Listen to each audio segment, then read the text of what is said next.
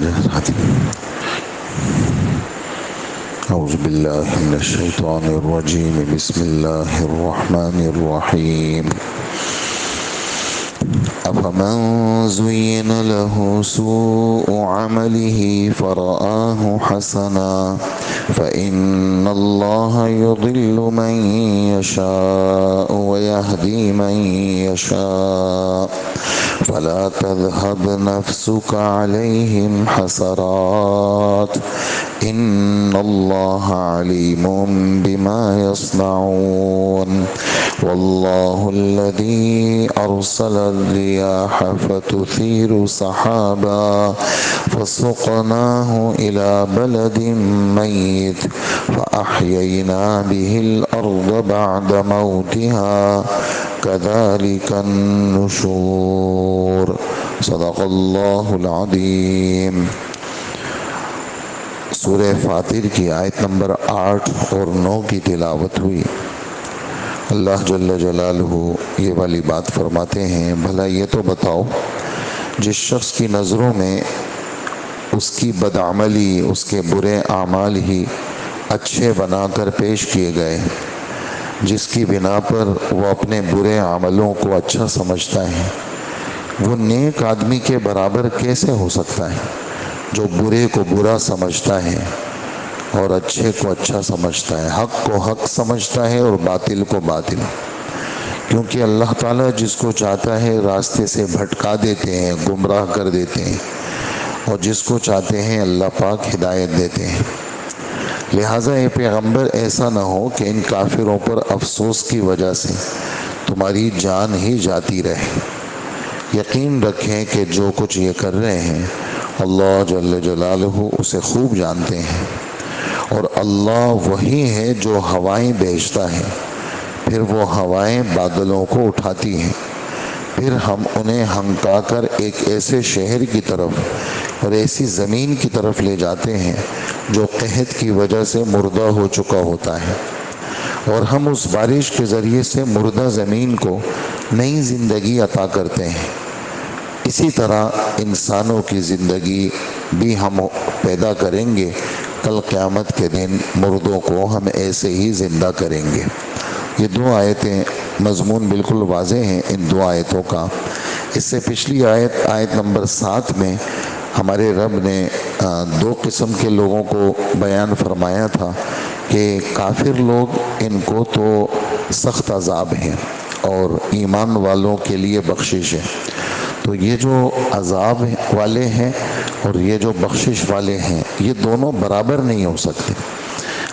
تھوڑا سا آگے جا کر کے تقریباً 1.5 صفحے کے بعد ہمارے رب یوں فرماتے ہیں کہ وَمَا يَسْتَوِي الْأَحْيَاءُ وَلَا الْأَمْوَاتُ، نہ زندے اور مردے دونوں برابر نہیں ہو سکتے۔ وَلَا الظِّلُّ وَلَا الْحَرُورُ، سایہ اور سخت گرمی، لو جس کو کہتے ہیں، جب لو ہوتی ہے، ایک تو عام گرمی ہے، ایک جب لو چلتی ہے تو ایک آدمی ٹھنڈے سائے کے نیچے ہے سائے میں، اور ایک آدمی گرمی لو میں چل رہا ہے، یہ دونوں برابر ہو سکتے ہیں؟ کجی نہیں ہو سکتے برابر۔ اور یہ دونوں ہوشیار اور بے وقوف یہ برابر ہو سکتے ہیں؟ برابر نہیں ہو سکتے۔ تو اللہ جل جلالہ سورہ قلم میں 29ویں پارے میں یہ بات فرماتے ہیں افنجعل المسلمین کالمجرمین، کیا ہم مسلمانوں کو اور مجرموں کو دونوں کو برابر کر دیں گے؟ ایسا نہیں ہو سکتا۔ تو جس آدمی کے سامنے وہ برائی ہی کو اچھا سمجھتا ہے اور باوجود اس کے کہ کیا بڑا سمجھدار آدمی ہے، جیسے فرعون، قارون، حامان، 20ویں پارے کا آخری صفحہ، اس میں ہمارے رب فرماتے ہیں کہ یہ جو تم لوگ قوم عاد، قوم سمود ان کے علاقوں میں چلتے ہو اور اللہ پاک نے ان کو سزا سے دوچار کیا، تو کیا یہ بے وقوف تھے؟ آگے فرماتے ہیں ہمارے رب وَكَانُوا مُسْتَبْصِرِينَ، بڑی بصیرت والے لوگ تھے، بڑے ہوشیار، بڑے سمجھدار تھے، لیکن ان کے سامنے ان کی غلط چیزیں ان کو اچھی لگتی تھی۔ غلط چیزوں کو اچھا سمجھنا یعنی مت آدمی کی ماری جائے۔ جب آدمی کے پاس صحیح علم نہ ہو اور سمجھدار آدمی ہو، علم صحیح نہ ہو اس کے پاس، تو آدمی پھر غلط کو کیا سمجھتا ہے؟ اچھا سمجھتا ہے۔ اس وجہ سے حدیث کی ایک دعا اس موقع پر میرے ذہن میں آئی۔ ہمارے نبی صلی اللہ علیہ وآلہ وسلم ایک دعا مانگتے ہیں، اللہم ارنا الحق حقا وارزقنا اتباعہ۔ اے اللہ مجھے آسمانی برحق اور سچی بات کو سچی سمجھا دے، آسمانی سچی بات کو سچی سمجھا دے، وہ سچ میرے دل میں ڈال دے، اور پھر مجھے آسمانی سچی بات پر عمل کی توفیق بھی دے دے۔ یا اللہ مجھے سچ سجھا دے اور پھر سچ پر چلا دے۔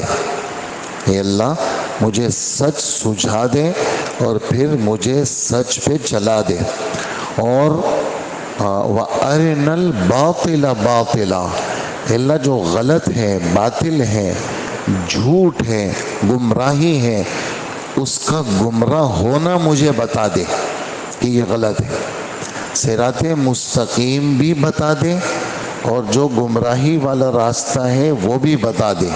تو یہ کیسے بتائیں گے؟ خود بتائیں گے؟ نہیں، یہ تو علم سے آئے گا، یہ تو قرآن و حدیث سے پتہ چلے گا کہ بھئی سچ کیا ہے، جھوٹ کیا ہے، حق کیا ہے، باطل کیا ہے۔ تو اے اللہ مجھے غلط وہ بھی مجھے سمجھا دے، اور پھر مجھے اس غلط سے بچنے کا بھی بتا دے کہ میں بچ جاؤں، غلط سے میں غلط سے بچ جاؤں۔ تو صحیح چیز کا سمجھنا اور اللہ سے اس کی درخواست کرنا، پھر دل میں بات آئے گی، اتنا سمجھدار آدمی، ایسا ہوشیار آدمی، یہ کیوں غلط چل رہا ہے؟ اب یہاں پر اللہ کی چاہت کو پیش کرو اور یہ کہو کہ ہدایت تو اللہ کے پاس ہے، ہدایت اللہ دیتے ہیں، دلوں کو ہدایت کی طرف اللہ چلاتے ہیں، اس کی مرضی ہے کسی کے دل میں روشنی پیدا کر دے، اور اس کی مرضی ہے کسی کے دل میں اندھیرا پیدا کر دے۔ بڑا سمجھدار آدمی ہے، پیسے کمانا بھی جانتا ہے، بچوں کو پالنا بھی جانتا ہے، جائیداد کا جمع کرنا بھی جانتا ہے، بڑا ہوشیار آدمی ہے اس معنی کر کے، لیکن اس دوسرے معاملے میں پرلے درجے کا بے وقوف ہے۔ اسی وجہ سے ہمارے نبی صلی اللہ علیہ وسلم، بالکل آسان حدیث آپ بار بار سنتے ہوں گے کہ الکیس من دان نفسہ، ہوشیار اور عقل مند وہ ہیں جو اپنے نفس کا حساب لیتا رہے، اپنے نفس کا محاسبہ کرتا رہے، کیوں تجھے پیدا کیا؟ صرف کھانا کمانا جمع کرنے کے لیے بس یہ غرض تھی؟ ہاں نہیں، اپنے سے حساب لیتا رہے۔ وَعَمِلَ لِمَا بَعْدَ الْمَوْتِ، اور موت کے بعد جو زندگی آ رہی ہے اس کے لیے عمل کرے۔ وَالْعَاجِزُ، بے وقوف، احمق، یہ کون؟ من اتبع نفسہ ہواہا، جو اپنی خواہشات پہ چلے، وَتَمَنَّى عَلَى اللَّهِ، اور کہہ دیجیے اللہ تو ویسی غفور الرحیم ہے، تم لوگ ایسی کہتے ہو اللہ معاف کر دیں گے، تو ہمارے نبی فرماتے ہیں یہ بے وقوف ہے۔ ہوشیار کون؟ ہمارے نبی نے ایک اور حدیث میں فرمایا اکثرہم ذکرا للموت واستعدادا لہ، جو موت کو یاد کرتا ہے، موت کی تیاری کرتا ہے۔ اولئک الاکیاس، سمجھداروں کی جماعت یہی ہے جن کو دنیا میں بھی عزت ملے گی، آخرت میں بھی ان کا اکرام ہوگا۔ تو جو آدمی اچھے کو برا نہیں سمجھتا، گڑبڑ ہے، تو کہا اب سمجھ لو کہ اللہ نے اس کی مت ماری گئی ہے۔ اچھا یہ مت کیوں ماری جاتی ہے؟ یہ گناہوں کی کثرت سے ہوتی ہے۔ جتنا نگاہوں کا غلط استعمال ہوگا، کانوں کا غلط استعمال ہوگا، خدا کو آدمی ناراض کرے گا، آہستہ آہستہ گندگی کی تہ جمتی رہے گی۔ جیسے میل آ گئی، آپ نے دھو لیا تو بہت اچھا، لیکن ایک تہ جم گئی، آپ پہ اثر نہیں ہوا، دوسرا، تیسرا، چوتھا، تو میل کی تہ جمتی رہے گی۔ ایسے ہی گناہ ہے کہ ایک گناہ آ گیا، توبہ کر لی تو دھلائی ہو گئی، اگر توبہ نہیں کی تو پھر گناہ کی سیاہی وہ آتی رہے گی۔ تو اے نبی آپ کو پریشان ہونے کی ضرورت نہیں ہے کہ میں تو صبح شام ان کی ہدایت ان کی تبلیغ کی کوشش کرتا ہوں پھر بھی یہ باز نہیں آتے. کہا کہ انہوں نے اپنے اندر کو کالک، اندر کے کالک کو پسند کر لیا ہے، ان کو اندر کی کالک ہی اچھی لگتی ہے، لہٰذا آپ اپنے آپ کو افسوس کر کے وہ ہلاک نہ کریں. ان کے عملوں سے واقف وہ اللہ کی ذات ہے. یہ تو اس آیت کا مفہوم ہوا. اگلی آیت میں ہمارے رب نے اپنی قدرت کو بیان کر کے آخرت کو سمجھایا ہے. قدرت کیا ہے؟ تم دیکھتے ہو کہ یہ ہوائیں چلتی ہیں بارشوں سے پہلے، تو بارشوں سے پہلے یہ ہوائیں 8ویں پارے میں فرماتے ہیں خوشخبریاں لے کے آتی ہیں، بشرن، بشارتیں لے کے آتی ہیں کہ ابھی ابھی بارش ہوگی. جیسے کل عصر میں اندھیرا چھا گیا اور جناب ایک موسم سا بن گیا کہ ابھی بارش ہونے والی ہے، تو بارش سے پہلے ایک ٹھنڈک کا احساس، بادلوں کا احساس، تو اللہ پاک فرماتے ہیں یہ میں لے کے آتا ہوں. پھر اس کے بعد ہوائیں جب میں چلاتا ہوں تو وہ ہوائیں بادلوں کو اٹھاتی ہیں، تو ہواؤں کا چلانا بھی میرا کام، پھر بادلوں کا اٹھانا بھی میرا کام. پھر اس کے بعد یہ بادل ایک جگہ میں کیا کر لیتا ہوں، فٹ کر دیتا ہوں کہ، اور پھر کبھی کبھار ایسا ہوتا ہے آپ دیکھتے ہوتے کالے کالے بادل آ جاتے ہیں، لیکن سب جگہ بارش نہیں ہوتی، بلکہ جس جگہ میں چاہتا ہوں وہاں بارش ہوتی ہے. تو میں پھر اس کو ایسی زمین میں لے جاتا ہوں جو زمین مردہ ہو چکی ہے، بنجر ہو چکی ہے اور جو قحط والی ہو گئی ہے، تو میں پھر کیا کرتا ہوں وہاں پر پانی برساتا ہوں. پھر میں مردہ زمین کو زندہ کر دیتا ہوں، وہاں بالکل بنجر اور بالکل ریت ہوتی ہے وہاں میں ہریالی لے آتا ہوں. بالکل اسی طرح لوگ مر جاتے ہیں، زمین میں مل جاتے ہیں اور ان کی لاشیں زمین میں پھیل جاتی ہیں اور کسی کو پتہ ہی نہیں ہے کہ یہاں کسی زمانے میں قبرستان تھا. کتنی زمینیں ایسی ہیں جہاں پر لوگ دفن ہو جاتے ہیں، قبروں کا کوئی پوچھتا نہیں ہے، تو قبریں بھی ختم ہو جاتی ہیں اور زمین بالکل لیول پہ آ جاتی ہے. لیکن کل قیامت کے دن کیا ہوگا، اس جگہ پہ جب سور پھونکا جائے گا تو میں وہاں مردوں کو زندہ کروں گا اور مردوں کو میں زندہ کر کے وہاں سے لوگ اٹھیں گے. تو فرمائے جس طرح مردہ زمین کو میں زندہ کرتا ہوں ایسے ہی میں مردوں کو زندہ کروں گا اور مردوں کو زندہ کر کے اپنے پاس پیش کروں گا. تو اپنی قدرت کا بیان اور قدرت سے آخرت کا بیان کہ تمہارا دل دماغ کہیں غافل نہ ہو، تم سمجھو کہ تم نے بھی مرنا ہے اور تمہیں بھی اللہ کے پاس جانا ہے.